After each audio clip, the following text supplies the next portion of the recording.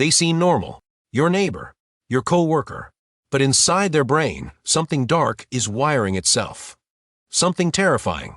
What if I told you that serial killers aren't born evil, they're made? And the shocking truth? The signs were always there.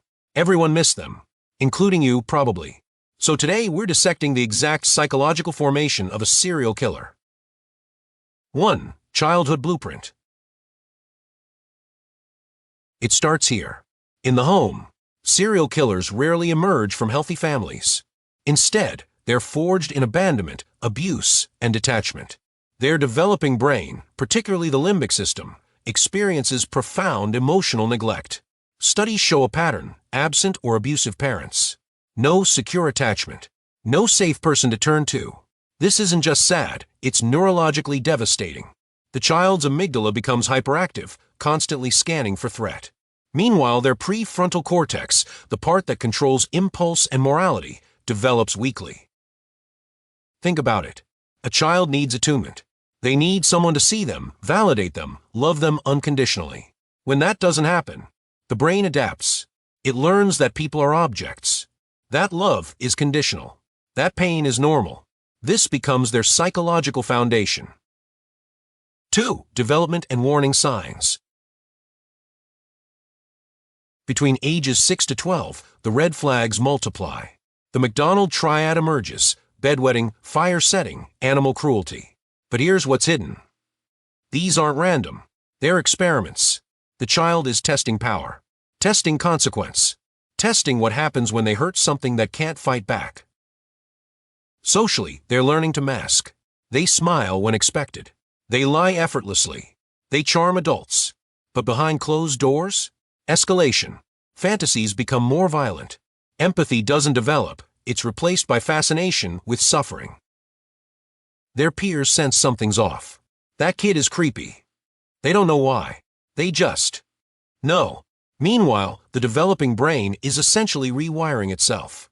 Each violent fantasy strengthens specific neural pathways. Each act of cruelty reinforces the pleasure response. The damage compounds. 3. The turning point. Then comes the moment.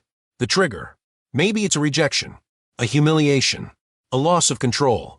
For many serial killers, it's profound shame combined with opportunity.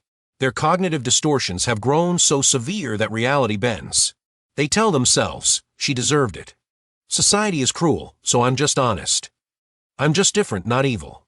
The prefrontal cortex, damaged by years of trauma, can't correct these lies. The first kill often feels accidental or impulsive.